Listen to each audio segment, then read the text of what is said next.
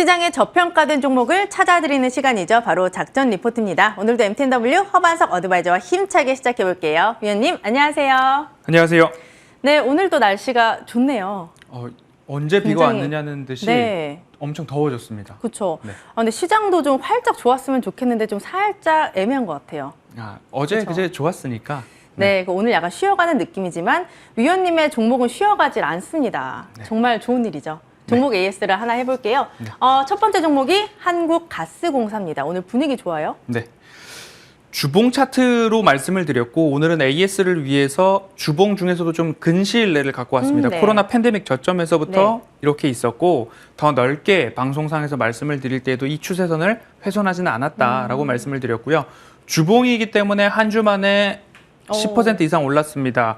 말씀드릴 때가 주봉의 저점이었기 때문에 여름에 겨울을 준비하자라는 말씀을 드렸죠. 밀짚 모자는 겨울에 사고 호빵은 한여름 가운데에서 사고 그리고 한국가스공사 난방 관련된 주도 지금쯤 매수를 할 적기가 되지 않았나라는 말씀을 드렸고요. 실적도 그렇고 그리고 겨울을 준비하자라는 의미도 그렇고 배당에 대한 부분도 있었고 한 가지 특이한 점은 에너지 자원화, 에너지 무기화에 대한 부분들이 뭐 유가, 천연가스가 앞으로 겨울이 다가오면 다가올수록 러시아가 쓸 수 있는 카드 중에 하나이지 않을까라는 점 때문에 말씀을 드렸고요.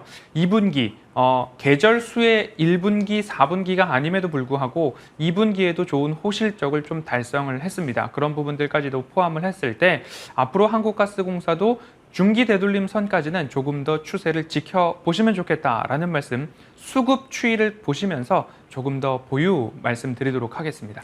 네, 첫 번째 한국가스공사 점검을 해봤고 또 최근에 말씀을 해주셨던 휠라홀딩스가 네. 굉장히 좋아요. 네. 8월 10일 방송에서 좀 말씀을 드렸고요. 네. 거의 동일한 차트를 가지고 왔습니다. 주봉상 저점이다라고 말씀을 드렸고 휠라홀딩스는 피에몬테가 최대 주주인데 최대 주주가 2월부터 올해까지 지속적으로 매수를 하고 있다라는 말씀을 좀 드렸는데 그 매수 규모가 상당하다. 조금 더 말씀을 드리자면 그 매수를 할 때 주식담보대출로 재원을 좀 만들었다. 그러면 하방이 조금 탄탄해야 된다. 왜냐? 반대매매가 나오지 않아야 되기 때문에 라는 말씀까지 좀 드릴 수 있을 것 같고요. 그리고 휠라홀딩스 앞으로도 좀 전망이 긍정적이다. 왜냐? 매출에 대한 부분들이 2분기도 견조할 것으로 전망이 되고 있기 때문에 라는 말씀을 좀 드렸고요. 최대 주주가 이렇게까지 매수를 해온다. 그리고 5주년 계획해서 위닝 투게더라고 해서 주주 환원 정책에 대한 이야기들 좀 더 나온다라고 했습니다. 그래서 특별 배당이 이루어진다면 이라는 가정까지 좀 말씀을 드렸기 때문에 주봉상 저점에서 매수를 하시고 지금 보유하고 계신다라고 한다면 지금 바닥에서 막 올라왔습니다. 그러면 되돌림 자리가 최소 요 정도 되거든요. 그러면 다시 보기를 통해서 요 정도 가격이 어느 정도인가 적어도 직전 고점까지는 한번 도전해 보시는 관점으로 보셔도 좋겠다라고 정리하도록 하겠습니다. 네, 이렇게 휠라홀딩스 살펴봤고 마지막 종목이 바로 LS입니다. 네. LS 하면 니코동재련 그거 맞습니다. 말씀해 주셔서 네. 기억이 나는데 이 종목도 한번 AS 해보죠. 지난 말일 공개 방송을 하면서 이 LS에 대해서 한 가지 종목 딱 꼽아서 추가적인 설명을 좀 드렸습니다. 니코 동재련이라고 한다면 LS와 일본 법인들이 합작해서 동재련 회사를 가지고 있어서 LS 니코 동재련이라고 이야기를 드렸고요. 해당 기업 같은 경우에는 앞으로 지분 인수를 통해서 니코 동재련이 100% 자회사, 80% 이상으로 해서 실적이 100% 이제 영업이익과 매출에 반영이 되는데 9월부터 현실화됩니다. 그러면 4분기 보고서가 나올 때쯤 되면 이 기업의 외형에 대한 확대가 굉장히 커질 전망입니다. 그리고 LS 전선 자회사 있습니다. 그러면 풍력발전 신재생에너지 관련해서 해상 케이블, 해상에서 풍력 발전을 해서 육지로 전기를 옮겨야 되는데 해저 케이블이 절대적으로 필요합니다. 거기에 대해서 전 세계적으로 기술력을 가지고 있고 시장 점유율 상위에 있는 기업이 LS전선인데 이렇듯 LS와 관련한 자회사 모멘텀이 풍부하기 때문에 LS도 주봉상 저점에서 말씀을 드렸고요. 차트 보도록 하겠습니다. 주봉상 저점을 딱딱딱 말씀을 드렸고 이곳에서 이렇게 올라가고 있습니다. 지난번 AS를 통할 때 현 구간이었고요. 조금 더 올라가고 있는데 주봉상 저점과 200주선이 같이 만났고 그리고 재무적 모멘텀 이익도 증가 추세가 기록된다. 그리고 지금 LS처럼 LS 전선에 대한 신재생 에너지 모멘텀, 그리고 LS 니코동 재련이 앞으로 함께 영업이익이 합산된다. 그럼 외형 확장에 대한 포인트, 이런 것들 하나하나 설명을 좀 드렸습니다. 그러니까 매매를 하실 때에 휠라홀딩스, 한국가스공사, LS 오늘 세 가지 종목만 보더라도 저점에서 모멘텀 체크리스트에 부합했습니다. 가격적 모멘텀, 차트상 저위험 구간인가, 재무적 모멘텀, 매출액과 영업이익이 올해 내년 후년도까지 증가하는가, 피크 아웃은 아닌가, 그리고 가시적 모멘텀, LS 니코동 재련이 9월부터 편입이 된다. 그리고 LS 전선, 해상 케이블 절대적 우위를 선점하고 있는 기업이다. 이런 가시적 모멘텀까지도 체크리스트에 부합이 했기 때문에 지금처럼 상승이 좀 나왔습니다. 그래서 앞으로도 작전 리포트는 안전한 수익과 편안한 매매를 좀 시청자분들께 지속적으로 말씀을 드리고자 하니까요. 관련한 매매하실 때에도 너무 급하게 방송 중에 막 따라가야지라는 것보다도 제시드린 가격 미만으로 내려왔을 때, 제시드린 가격과 가장 가까울 때 좀 접근을 하는 노력 기울여 주시면 좋겠습니다. 네, 안전한 수익과 편안한 매매, 정말 모든 투자자들이 기대하는 그런 부분이 아닐까 싶은데 네. 오늘도 그런 종목이겠죠. 네. 네, 제목을 보겠습니다. 화학과 건설, 이제는 독립했어요. 네. 독립하면 안 좋은 거 아닌가요? 좋은 이야기가 이 안에는 들어 있습니다. 네, 일단 볼게요. 첫 번째, 화학과 건설, 한 집에선 좋을 게 없었다. 약간 궁금한데 조금 이따 여쭤보고요. 네. 두 번째, 건설과 화학이 다 좋지만 오늘의 주인공은 화학이다. 그리고 3분기 매출이 전년 동기 대비 148%나 올랐고요. 영업이익도 165% 오를 것으로 전망이 되고 있습니다. 화학 업종인 것 같아요. 네. 네, 힌트 주세요. 사실 사진을 보시면 저 사진보다도 조금 더 멀리서 찍거나 네. 좀 더 광화문, 서대문 사거리에 있는 농협중앙의 건너편에 가장 최신식 건물이 하나 있는데 그 건물이 삐까번쩍하고 꼭대기층 보면 네. 이 기업의 사명이 적혀 있습니다. 저 알아요. 네, 그 기업 중에 두 가지가 있죠. 하나는 네. 화학을 자회사로 갖고 네. 있고 건설도 갖고 있는데 이 기업은 지주회사라고 보시면 좋겠습니다. 이건 제가 너무 잘 압니다. 네. 5번 출구, 서대문 5번 출구 쪽에 맞습니다. 있는 그 건물 주인 DL. 정답입니다. 네, 오랜만에 또 지주사를 갖고 네. 오셨는데 이 종목이 얼마나 좋은지 한번 알아볼게요. 네, 서대문 그리고 5호선을 이용하시는 분들은 보셨을 겁니다. 제가 학창 시절만 하더라도 거기에 고가도로가 있었는데 이제는 고가도로도 없어지고 농협중앙의 건물도 들어서고 이제는 도니문 쪽에 재개발도 되고 DL이라는 도니문 타워, D타워, 도니문 D타워가 생겨서 DLENC가 본사 건물로 상주해 있는 하나의 상징이 되었습니다. DL 같은 경우에는 대림 산업으로 시작을 했죠. 거기서 이제 물적 분할, 인적 분할을 해서 종합 건설업을 영위하는 DLENC가 있을 거고요. 그리고 석유화학 제품을 생산하는 DL 케미컬 등 석유화학, 자동차 부품, 에너지 발전, 투자, 부동산 임대, 호텔 앤 리조트 사업까지도 영위를 하는 기업으로 분할이 좀 되었습니다.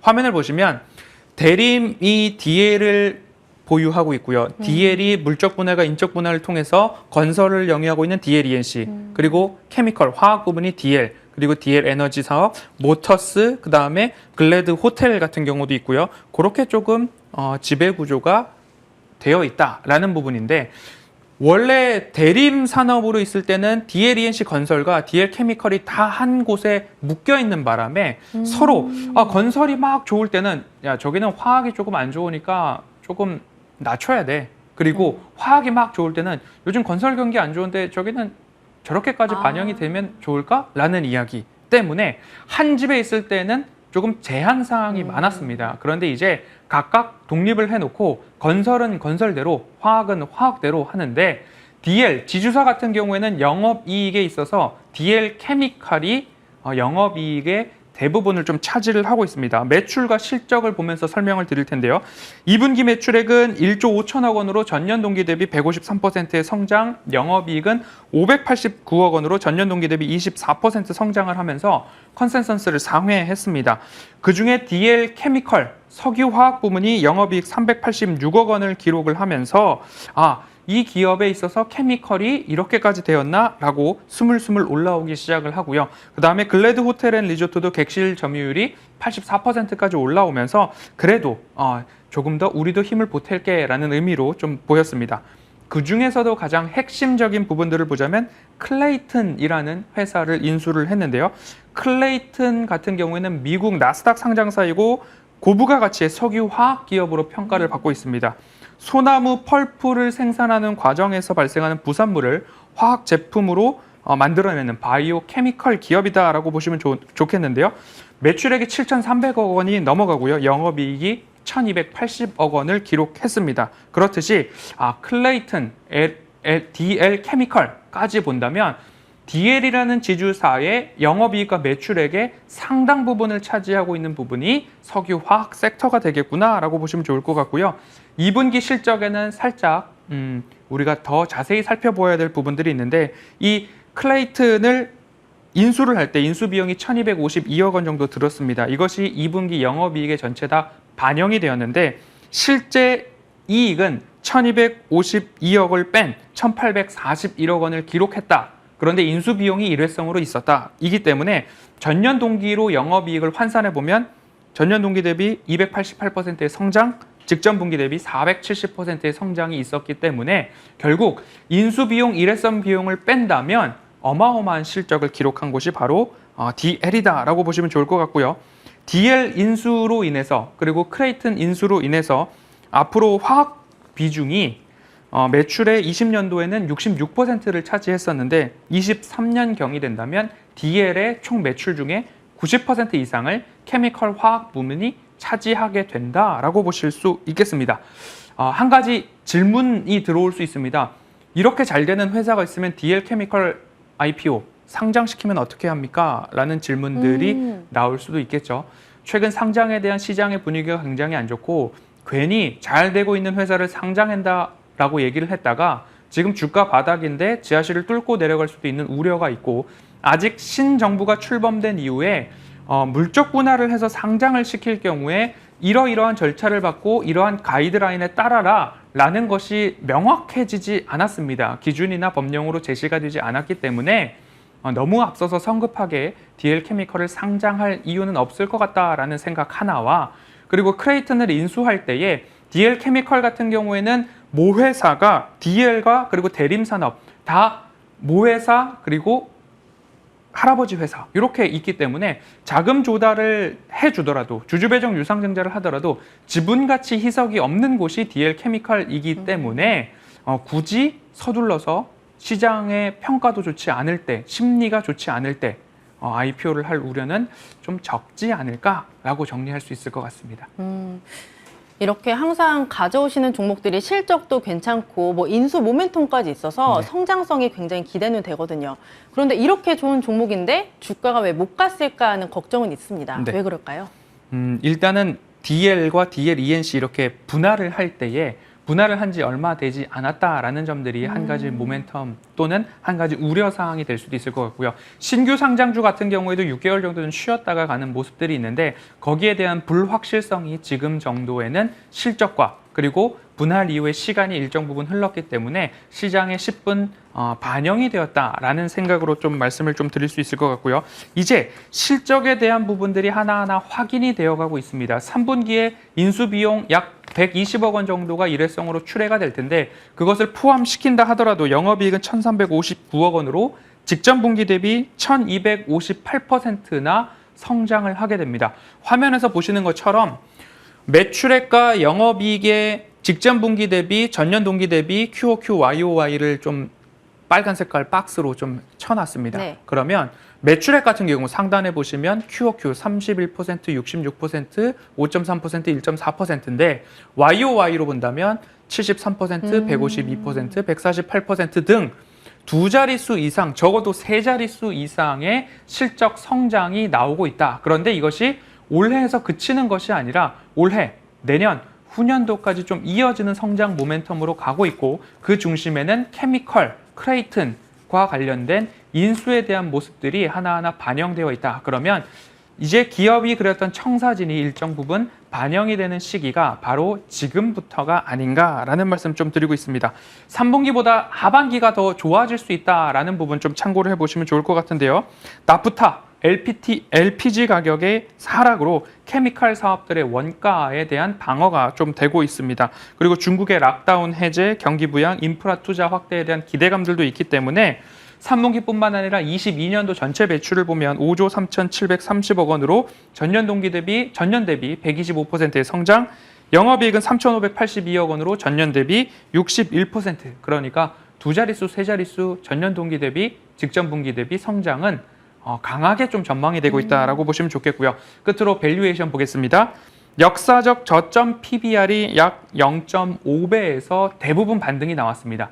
동그라미를 쳐놓았죠. 거기가 0.5배 수준입니다. 주황 색깔 동그라미가 0.5배 수준인데 최근 빨간 색깔 동그라미 0.3배 수준에서 막 반등이 나오기 시작을 했습니다. 그래서 전일 종가 기준으로는 0.39배를 기록하고 오늘 조금씩 상승하고 있어서 0.4배까지 좀 올라오지 않았나라고 싶은데요. 그러니까 작전 리포트에서 동일하게 제시를 해드렸죠. 차트상 저위험 구간, 매출액과 영업이익은 피크가 아니라 저점에서 반등. 근데 반등도 한두 자릿수가 아니라 두 자리, 세 자릿수로 내년, 후년까지 반등. 그리고 밸류에이션도 저점. 크레이튼의 인수 효과로 케미칼 부분은 호재를 이어갈 것이다 라는 점으로 평가해 보겠습니다.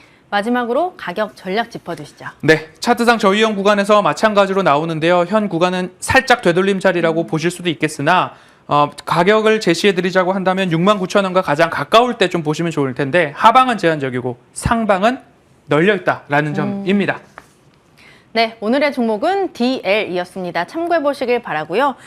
그리고 저희가 개편을 하게 되면서 작전 리포트가 시간이 변경이 됐습니다. 이제 우리 위원님은 11시 40분 월수금 찾아뵐 수 있는데요. 많은 기대해 주시고요. 또 매일 또 무료 방송을 진행하신다고 하니까 네. 월수금 많은 기대 부탁드리겠습니다.